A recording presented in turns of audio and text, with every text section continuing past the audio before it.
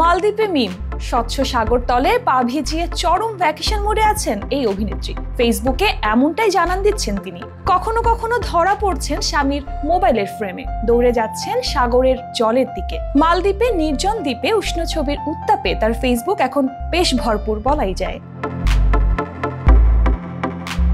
মালদ্বীপে বেড়ানোর অনুষঙ্গে আবার যোগ হয়েছে ভ্যালেন্টাইন ডে।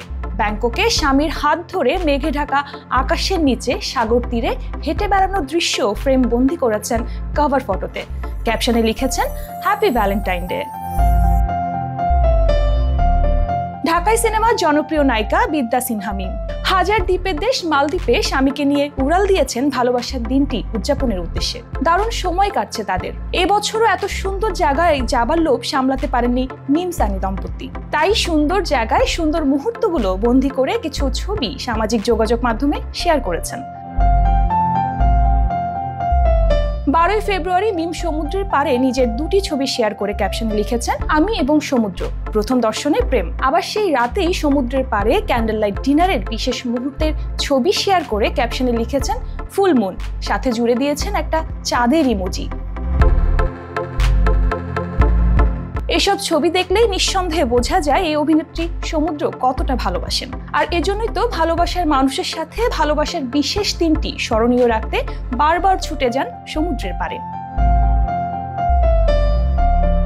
বৃহস্পতিবার একটি ক্যাপশনে কখনো কখনো আপনার শুধু একটি সমুদ্র প্রয়োজন, এমন একটি স্থানে যা আপনি সবকিছুর জন্য দূরে যেতে ভালোবাসেন, লিখে শেয়ার করেছেন বেশ কিছু ছবি। ছবিগুলোতে দেখা যাচ্ছে মালদ্বীপের সমুদ্রের পাড়ে বেশ কিছু সুন্দর সুন্দর লোকেশন।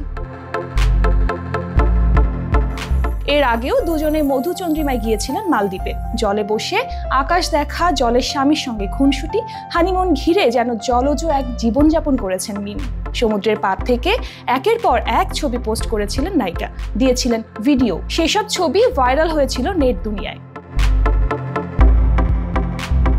ব্যক্তিগত জীবনে 6 বছর লুকিয়ে প্রেম করার পর 2021 সালের 10 নভেম্বর নিজের জন্মদিনে প্রেমিক সনি পোদ্দারের সঙ্গে বাগদান সেরেছেন মিম। সেই সময় তাদের প্রথম সম্পর্কের কথা প্রকাশ্যে আসে। এরপর 2022 সালের 4 জানুয়ারি রাজধানীর একটি 5 তারকা হোটেলে বিয়ের আনুষ্ঠানিকতা সেরেছেন তারা।